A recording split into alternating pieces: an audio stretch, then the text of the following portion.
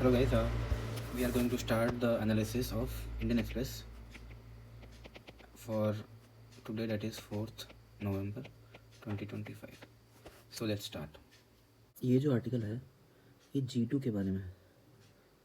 So what is this G2? आपने G20 सुना होगा, G7 सुना होगा. So this is a new term जो कि हाल ही में साउथ कोरिया में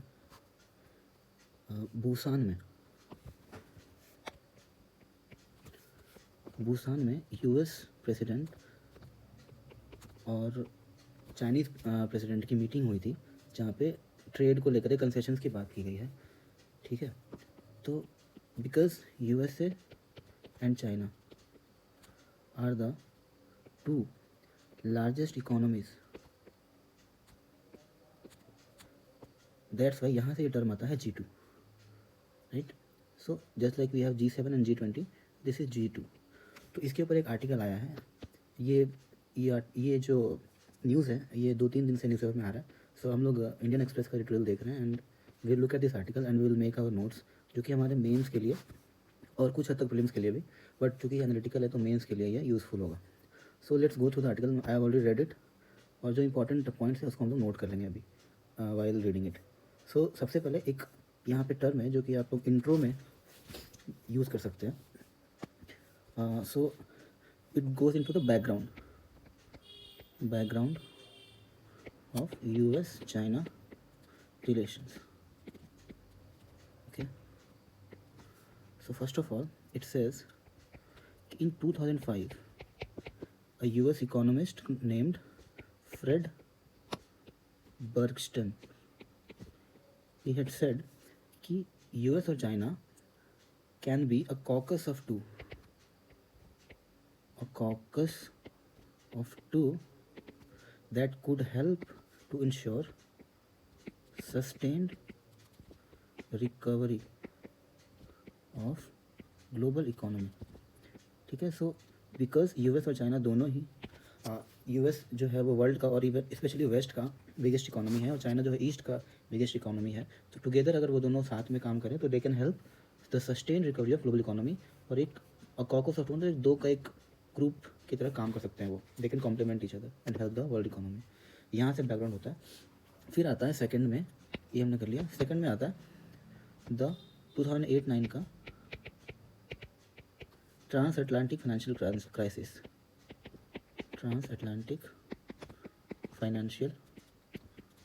क्राइसिस. इसको हम लोग TAFC शॉर्ट में लिखेंगे. ठीक है. सो यहाँ पे क्या होता है कि यूएस और यूरोप की इकोनॉमी ड्रामेटिकली डिक्लाइन करती है because of the financial crisis. और इसके कारण क्या होता है कि China share in world economy वो राइज करता है ड्रामेटिकली. और इस पॉइंट पे चाइना क्या करता है, ये एक मासिव फिस्कल स्टिमुलस देता है. फिस्कल स्टिमुलस, तो आपको पता होगा कि जब भी फिस्कल स्टिमुलस दिया जाता है किसी गवर्नमेंट के द्वारा तो उनके यहाँ उनकी जो करेंसी है वो डिक्लाइन करती है. ठीक है. तो चाइनीज़ करेंसी डिक्लाइन किया तो ये इसने क्या किया, इट प्रोटेक्टेड US डॉलर. ठीक है. और दूसरी चीज़, इसने helped sustain world trade post crisis.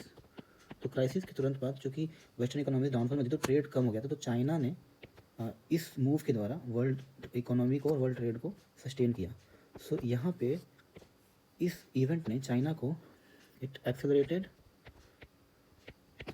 China's rise in world economy. तो जब ये होता है, जब चाइना का राइज देखते हैं तो इसके बाद जो यूएस स्ट्रैटेजिस्ट्स हैं, सो यूएस स्ट्रैटेजिस्ट, ठीक है, like Edward Luttwak, I don't know if I am pronouncing it correctly, Edward Luttwak, ये क्या कहते हैं, suggest geo economic containment of China, कि भाई चाइना जो है वो काफ़ी एक्सलरेट, मतलब काफ़ी स्पीड से राइज कर रहा है वर्ल्ड इकोनॉमी में. So let's contain this, otherwise ये यूएस के लिए कंपटीशन और एक थ्रेट बन जाएगा वर्ल्ड इकोनॉमी में. इसके डोमिनेंस को चैलेंज करेगा. ओके. सो इसी के हिसाब से अलॉन्ग दीज लाइन्स ओनली जब ट्रम्प आता है अपने फर्स्ट टर्म में, तो एक बात होती है, ट्रम्प 1 में ट्रेड वॉर्स होते हैं। फिर इसी को एक्सटेंड करके जब बाइडेन आते हैं तो बात होती है D linking USA and Chinese economy की, ठीक है। बट ये हो नहीं पाता बिकॉज जो डी लिंकिंग जो है नॉट फिजिबल, क्योंकि काफ़ी हैविली इंटरडिपेंडेंट है दोनों इकोनॉमीज, काफ़ी ट्रेड होता है। So this leads to another term called de risking supply chains, कि भाई बिल्कुल डीलिंग तो नहीं कर सकते, बट इसका मतलब क्या होता है, we look for alternative trade points. दूसरी कंट्रीज़ एग्जांपल में आप कह सकते हैं friend shoring, like Mexico, Vietnam वगैरह पे इन्होंने अपने सप्लाई चेन्स को डाइवर्सिफाई कर लिया, ठीक है। इसी में एक टर्म आता है चाइना +1 स्ट्रैटेजी, ठीक है। ओके, सो ये सब चीज़ें हुई, but it continued till these things continued till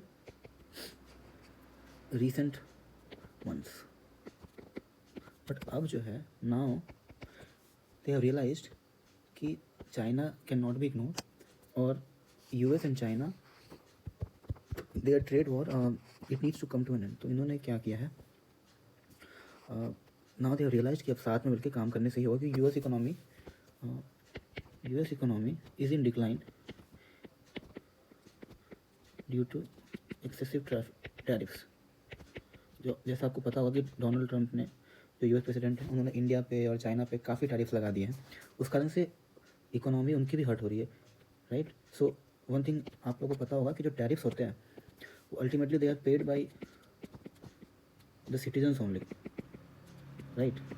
तो अगर यूएस ने टैरिफ लगाई है इंडिया पे, तो वो टैरिफ्स पे कौन करेगा, यूएस सिटीजन्स पे करेंगे in the form of increased import duties, ठीक है, इंक्रीज्ड इम्पोर्ट ड्यूटीज़, ठीक है।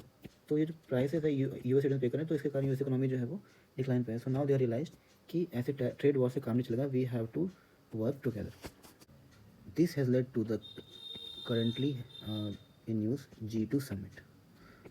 सो इन रीज़न के कारण अभी रिसेंटली यूएस और चाइना ने G2 समिट किया है। सो यहाँ पे this article gives a very good background of US China economic relations, जो कि ब्रॉडर इंडियन फॉरेन पॉलिसी पे भी इसका इम्पैक्ट पड़ता है, we will see right now, ठीक है। अभी G2 समिट में हुआ क्या है, so they have given each other concessions, जैसे कि यूएस ने टैरिफ्स कम कर दिए हैं कुछ सेमीकंडक्टर चिप्स वगैरह पे, और चाइना ने यूएस से एग्रीकल्चर एक्सपोर्ट्स इंपोर्ट्स को लेकर के कुछ कंसेशंस दिए हैं।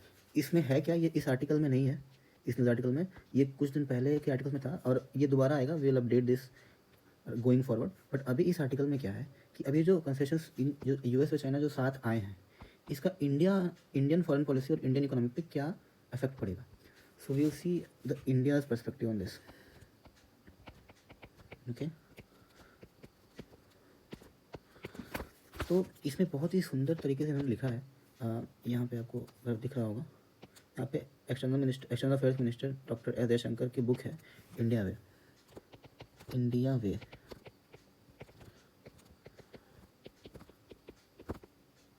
इसमें इन्होंने कहा है कि इंडिया का जो पॉलिसी है मल्टी अलाइनमेंट आपको पता होगा, पहले हम लोग non alignment non alignment movement में के पार्ट थे, but now our honourable external affairs minister has said that it is an era of multi-alignment. So we are aligning with every partner where we see strategic gains, ठीक है। सो इसके बारे में इन्होंने लिखा है अपने बुक में कि मल्टी अलाइनमेंट जो है इट इन्वॉल्व्स इंगेज अमेरिका। ये बहुत ही सुंदर सेंटेंस है, आप चाहें तो आप अपने आंसर में लिख दें, डेफिनेटली आपको 1 मार्क्स ज़्यादा मिलेगा इसके कारण। Engage America, manage China, reassure Russia, bring Japan into play, and draw neighbors in, and finally extend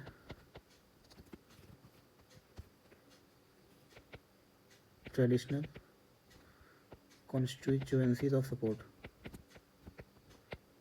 ठीक है, आप चाहें तो सिर्फ ये तीनों भी लिख सकते हैं, like these three: engage America, manage China and reassure Russia. इस बुक में डॉक्टर एस जयशंकर ने ये कहा है कि that is how multi alignment will work.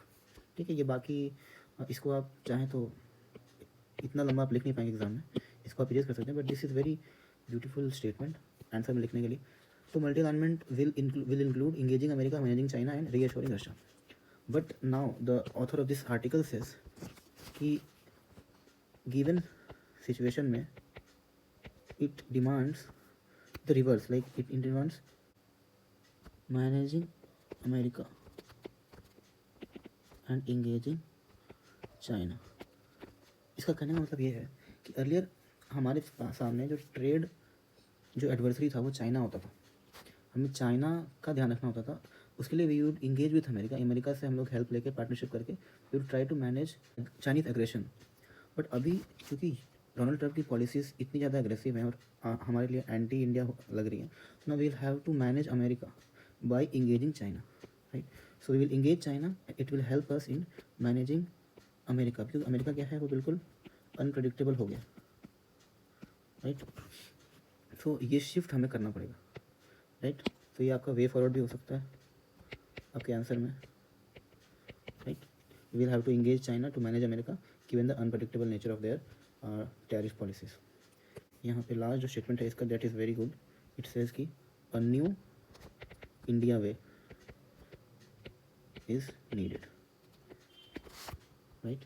So guys this was our article relating to G2। इसमें हम लोग अपडेट करेंगे गोइंग फॉरवर्ड जब और भी इसमें मटेरियल आएगा, like what was G2, word concessions were happening there, और इसके और भी प्रोस कॉन्स आएंगे, तो we will deal with this later. सो ये आर्टिकल है, अभी रिसेंटली अफगानिस्तान में एक अर्थक्वेक आया था 6.3 मैग्नीट्यूड का ऑन द रिक्टर स्केल। एक अफ़गान सिटी है Mazar Sharif, right. It is in the northern Afghanistan, यहाँ पे सर्च करके रखा हुआ है।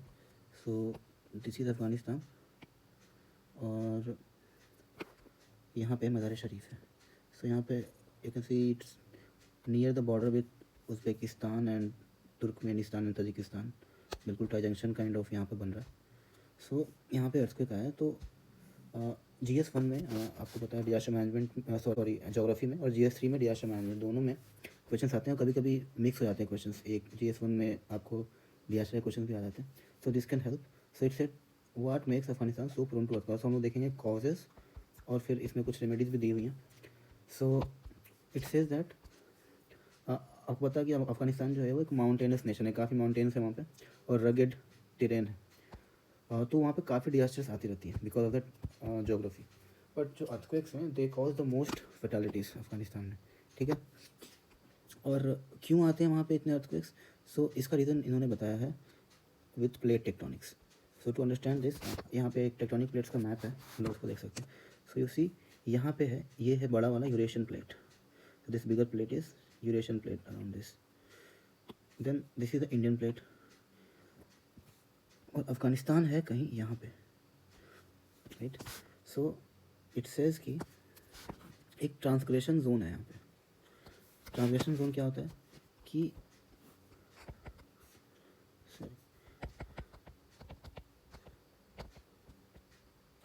क्या होता है कि ये जो प्लेट्स है यूरेशियन और Indian, they can brush pass each other, मतलब यहाँ पे टेंडेंसी है ऑफ टू प्लेट्स, कौन कौन से यहाँ पे, यूरेशियन और इंडियन, तो या तो कन्वर्ज कर सकते हैं या ब्रश पास्ट कर सकते हैं ईच अदर, ठीक है। और दूसरी चीज़ और है कि यहाँ पे एक अरेबियन प्लेट है साउथ में। So if you see this is the Arabian plate. तो इसके कारण भी क्या होता है, टेक्टोनिकली एक्टिव रीजन है। सो यू सी यहाँ पे भी प्लेट बाउंड्री है बिटवीन अरेबियन एंड यूरेशियन, फिर यहाँ पे प्लेट बाउंड्री है बिटवीन अरेबियन एंड इंडियन, और इंडियन वैसे यूरेशियन प्लेट बाउंड्री तो है ही है। तो यहाँ पे काफ़ी टेक्टोनिकली एक्टिव रीजन है। सो क्योंकि प्लेट्स का स्प्रेड बहुत बड़े एरिया में होता है, तो थोड़ा सा भी कहीं पे भी कुछ मूवमेंट होती है तो उसका इफेक्ट सराउंडिंग रीजन्स में पड़ता है। So it makes it one of the most tectonically active regions of the world. तो इसीलिए अफगानिस्तान और हमने देखा है कि यहाँ पे हिमालय रीजन में, नॉर्थ इंडिया में भी और नेपाल में भी काफ़ी अर्थक्वेक्स आते हैं, ठीक है। और फिर कहता है कि जो इंडियन प्लेट का नॉर्थर्न मूवमेंट है, तो हम लोग को पता है कि जो हिमालयाज़ का फॉर्मेशन हुआ था, they are young fold mountains, so Indian plate constantly pushes northward along the Eurasian plate. उसके कारण क्या होता है कि ये जो है हमेशा टेक्टोनिकली अनस्टेबल होती है चीज़। आपको पता होगा हिमालय आर स्टिल राइजिंग, क्योंकि ये जो प्लेट है इंडियन प्लेट, ये अभी भी नॉर्थवर्ड मूव कर रहा है। तो जो northward movement of Indian plate है, its thrust against the Eurasian plate is usually responsible for Afghanistan numerous quakes, ठीक है।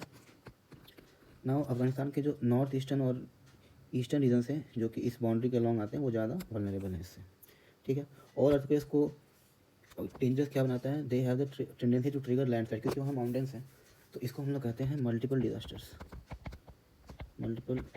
डिजास्टर्स। सो पहले अर्थक्वेक आएगा and it will trigger landslides, right. So this leads to multiple disaster, और इसलिए ज़्यादा life की का लॉस होता है वहाँ पे, ठीक है। और एक चीज़ है कि अफगानिस्तान है सीन 100 डैमेजिंग अर्थक्वेक सिंस 1900, तो आप देख सकते हो बहुत सारे अर्थक्वेक्स आते हैं। तो इसकी रेमेडी क्या है? तो ये एक बहुत ही कॉमन क्वेश्चन है, अर्थक्वेक के क्वेश्चंस काफ़ी पूछता है यूपीएससी भी, और state PCS like BPSC, UP PCS भी काफ़ी पूछते हैं। तो रेमेडीज़ में यहाँ पे 3 दी हुई हैं जो कि काफ़ी जनरल हैं, आप इसमें ऐड भी कर सकते हैं, और इसी को इन ये पॉइंट को आप अलग दूसरे डिजास्टर्स में भी किसी डिजास्टर में यूज़ कर सकते हैं, लाइक लैंडस्लाइड्स और सिमिलर डिजास्टर्स। तो सबसे पहले क्या है कि there should be geospatial mapping, ठीक है।